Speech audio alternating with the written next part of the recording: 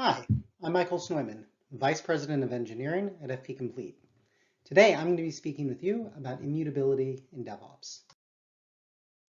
At FP Complete, our focus is on server-side software, both on the development side, using languages like Rust and Haskell, and on the deployment side, and we prefer using DevOps techniques whenever possible. Immutability is a term that you hear often in the development world these days. Our two favorite languages, Rust and Haskell, both make extensive use of immutability, but lots of other languages rely on immutability too and recommend its usage. You don't hear the term nearly as often on the DevOps or the deployment side of the story. That said, we believe that immutability is a great technique to leverage in DevOps, and it's probably one you're using already, so we want to cover that today. At the most basic level, immutability is the concept that a value doesn't change over time. That may seem strange if you haven't worked with an immutable language. Most languages out there today feature mutability by default. And the way that a mutable language would work by default is allowing you to create a value and then change it. To take a simple example, let's talk about integers. Let's say that you have the number 5 stored in a variable x. In a mutable language, there's nothing preventing you from taking x and doubling it and turning it into 10 and 15. And anything that still refers to the original x is going to see the change. In an immutable language, that's not the approach we would take. Instead, we would create a new variable with a new value inside of it, based off of the old value. And then anything referring to the old value will still see the old version. A more complex example would be something like a hash table or a hash map. In a hash map, we have some kind of a relationship between keys and values. In a mutable language, let's start there. In a mutable language, it would be standard to be able to mutate this hash map, add new values at different keys, delete things, modify the values present at certain keys, and then have lots of different pieces of the code, all referring to the same hash map and all able to see the changes as they occur. The downside of this is that it becomes very easy for one piece of code to cause accidental changes that break other parts of the code. In an immutable approach, instead, you would have a hash map, and once that hash map is created, it never changes. It stays in the exact same state for the rest of the time of the program, or at least until it gets destroyed or garbage collected. Then, other parts of the code that need to make modifications don't modify the original hash map. Instead, they take the hash map and they build a new hash map on top of it, leaving the rest of the code unaware of any new versions. And this means that you have to think about less moving pieces of the code in order to get things to work. You may say computers are a mutable concept. Memory in particular can be changed at any time. How is it possible for us to have an immutable value, an immutable part of memory? And the truth is you can't. Everything on a computer is mutable. This is an artificial restriction. It's put in place by a tool like the compiler, and it's there in order to restrict what you as the programmer are able to do. This is a common technique that we use. For example, in any kind of a typed language, a statically typed language where things are checked at compile time, the compiler is preventing you from doing things like passing in an integer where a string is expected, or other more complex things. It is a common approach in programming to use a tool to restrict what we are able to do in order to ensure that certain invariants about the code apply. The same thing applies to immutability. Even though the raw power is always there to be able to modify what's in memory, we use a tool that prevents us from being able to do this. Another concern that people often have about immutable code is that it's going to be too slow. I'll start off by saying that there are absolutely cases where you do not want to use an immutable approach. A standard example that we're going to look at a little bit more later would be an insertion sort.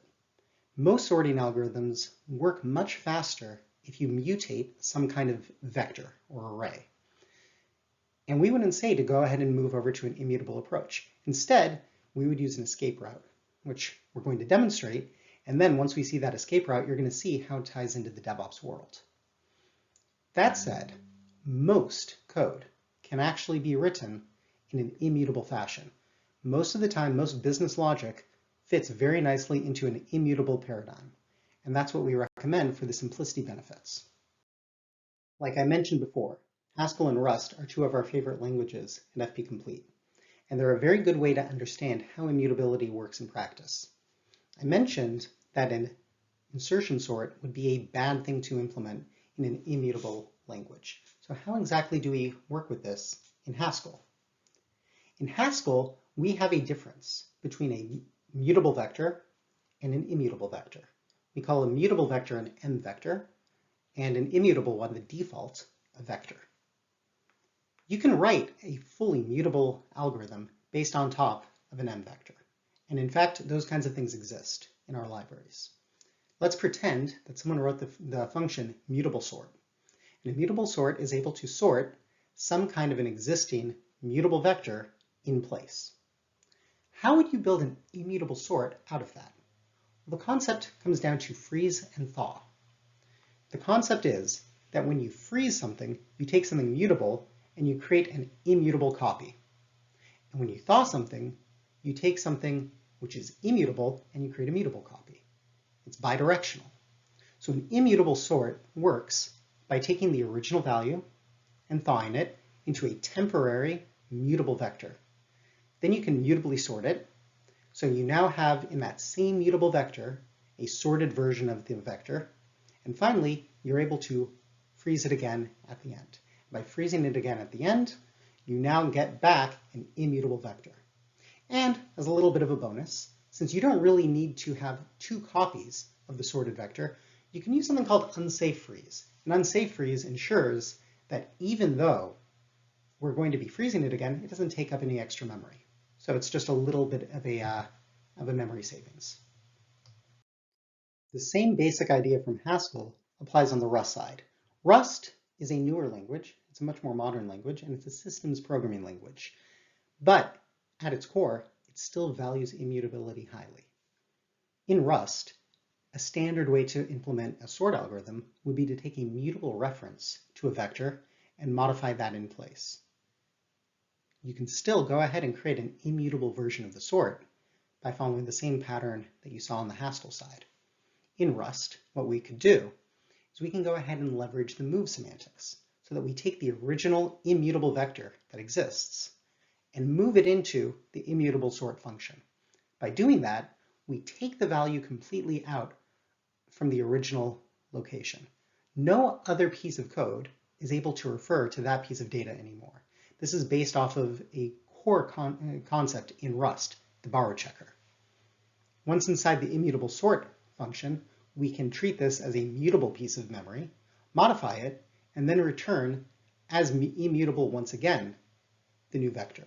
And this works almost exactly the same way as it does in the Haskell world. There's a little bit of a benefit that based on the borrow checker, we're not forced to make that extra copy. We can finally make a transition over to the DevOps side of the story. A common thing that you would do in DevOps is provisioning a machine, taking a machine from some base state and installing your packages, getting it ready to run your piece of software. A pretty common approach for doing provisioning would be something like a shell script in Bash. By its very nature, the way Bash works is always a series of mutations. You're going to give it commands like install package X, create file Y, or delete directory Z. All of these are inherently mutable actions, and so you get none of the real benefits of immutability. Anyone who's worked in operations long enough has some experience with bugs that come up from some kind of an unknown state being reached because you perform these mutations starting from an unknown state where the individual changes actually caused some kind of a weird state to arise. This is where configuration management can really come into play. Configuration management tools like to consider themselves declarative. Instead of saying, I would like to modify a file, I'd like to add some kind of permissions to a file, I'd like to install a package. Instead, we try to talk in a declarative fashion. I need a file to exist. I need the file to have these contents. And I need the file to have this set of permissions. I need a package of this version to be installed. Please figure out how to do it. And then the configuration management tool under the surface has an engine which is able to find the difference between the current state of the system and the desired state of the system. People who have ever played with something like React are used to the concept of the virtual DOM. It's a very similar idea. We're going to state what we want our ideal world to look like and leave it up to the tool to figure out how to get there. This is a huge step forward. This is much more reliable than performing a series of mutable steps yourself. Usually those mutable steps are making assumptions that over time may not be true. A declarative configuration management system is supposed to give a lot of the benefits of immutability, since instead of talking about the changes, we're talking about the state that we want to arrive at.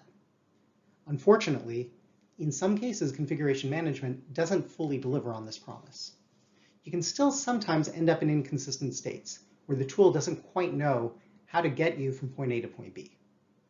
Some of the steps involved in configuration management may be finicky. For example, imagine you're deploying a brand new production server that needs to be available immediately to handle a surge in traffic. Part of the provisioning step of this configuration management system is to download some kind of a package from a URL. Let's say that server is down. Your production server is now blocked. This is not something that Bash would have been able to solve better, but it's still a pain point that we'd like to be able to solve. Some of the steps may be non-reproducible. Let's take that same example. Let's say that you're going to download a package from a certain URL. You expect that that package is going to have the exact same content at all times, but maybe it's not. Maybe someone running the server has replaced the contents. A good configuration management system is going to have in place some kind of a checksum, maybe a SHA-256, to ensure that you have the right contents. The problem is, even if that's the case, all that you've done now is prevent your provisioning step from completing at all. So sure, it's better than running some kind of a virus, something dangerous in production, but you still have some issues. And finally, provisioning steps via configuration management can be slow. If we're still talking about that kind of a concept of a production server that needs to be up and running to handle a surge in traffic, you want that machine ready and answering requests as soon as possible. This is where we like to use tools like Docker. Docker is based off of the concept of images. And now we're going to go back to what we built up around Haskell to really understand why Docker delivers here. If you go back to Haskell's vector sort idea, with Haskell, what you would do is you would take an initial immutable vector. You would thaw it into some kind of a mutable state. You would then perform mutable steps on that vector. And finally, you would freeze it back into something immutable. Docker works the same way. Instead of immutable versus mutable, the terms typically used are image and container. So you're going to take some kind of a base image. This might be a CentOS image or an Ubuntu image, or maybe it's going to be some kind of internal company image that includes a whole bunch of packages that you typically use, maybe the Java runtime, for example. You're going to take that base image, and then you're going to thaw it using the Haskell terms. Really what you're going to be doing is you're going to be instantiating a Docker container. At this point, you are now running inside the container, and you have a mutable setup in place. You have a Docker file, which is a series of bash mutations, and each one of these steps individually is in fact mutable.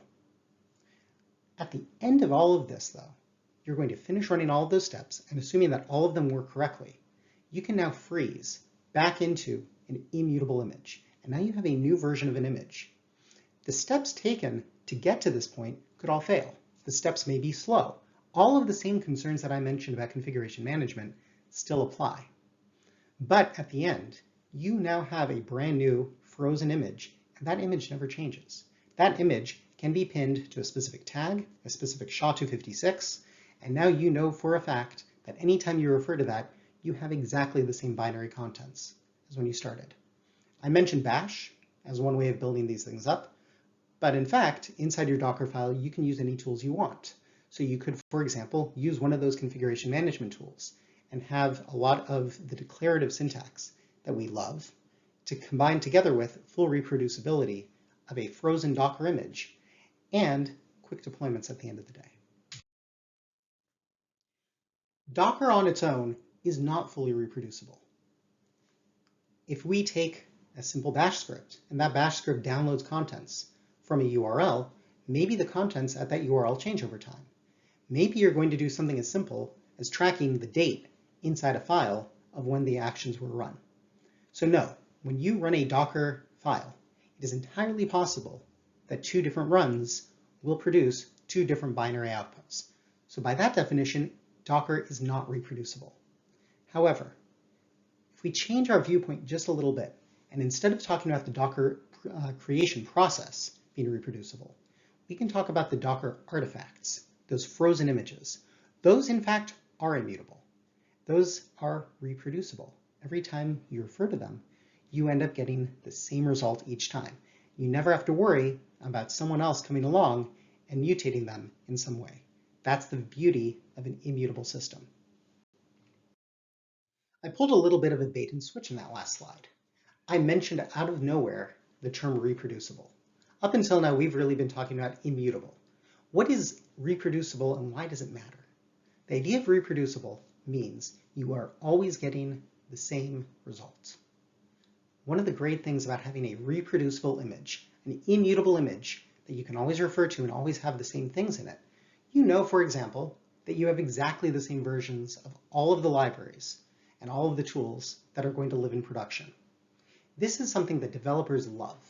If you have a developer who needs to be able to test their application, one of the horror stories is the idea that they can't reproduce the bug locally because they have something different on their machine versus the production machines. By using immutable Docker images that are reproducible with what's on the production server, you bypass this. This is a wonderful thing if you're in a regulated industry. Being able to say to your regulators that your full set of tests ran against an image that has exactly the same binary footprint as what is going to run in production is a wonderful way to say to them, you've done real testing. And the QA team is going to love you. Now that you have immutable Docker images, and these Docker images have all your dependencies, and they have your application ready to go, this is a huge help at production time. For one, it minimizes the amount of provisioning at startup. Each machine running in production, all it needs to do is download the newest version of the image. This is much faster than running provisioning steps in most cases. It's less error prone. You don't have to worry about an HTTP connection error breaking things. And at the end, you end up with much less variation in the running machines.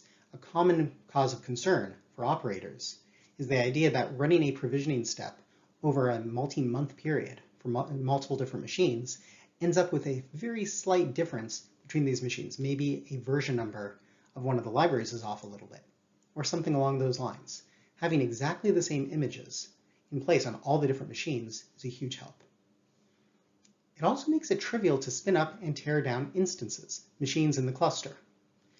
This means that if you need to burst capacity, it's much easier to spin that up and shut those down. And by being able to shut things down easily, you're able to reduce the downtime hardware costs. If you typically have some kind of a trough in demand at a certain time of day, you can have automated scripts that reduce the number of machines you're running, save hardware costs, with the confidence that you're going to be able to spin those back up easily later. I've really focused on Docker in this case. Docker is a tool that we love a lot and we use in many cases. There are lots of other tools out there. Packer would be a great example for building virtual machine images. If you need something to run directly on a machine, not via some kind of a container system, then Packer would be a recommendation I'd give. Kubernetes is a tool that we use for orchestrating all of these Docker images. Vagrant can be great if you're doing local development and you need to set up some kind of a virtual machine. And if you really want to go for an extreme version of reproducibility, Nix guarantees, based off of its inputs, identical binary output. In conclusion, I would recommend any software developer watching this who hasn't been bored to death by the DevOps talks up until now. If you're a software developer, you should really be considering embracing immutability in general. It's a great approach to writing more reliable software. And on the DevOps side, even though the term immutable isn't used as often as we'd like, you should really be thinking in these terms. Immutability is at the core of a lot of the best practices that have existed in DevOps in the past 10 years. Tools like Docker are making it easier than ever in order to do this. I'll throw in a pitch. We really love Haskell and Rust over here at FP Complete. If you want to get a great language or you just want to have some fun, I'd recommend going and checking those out. We have some URLs available here if you'd like to do so.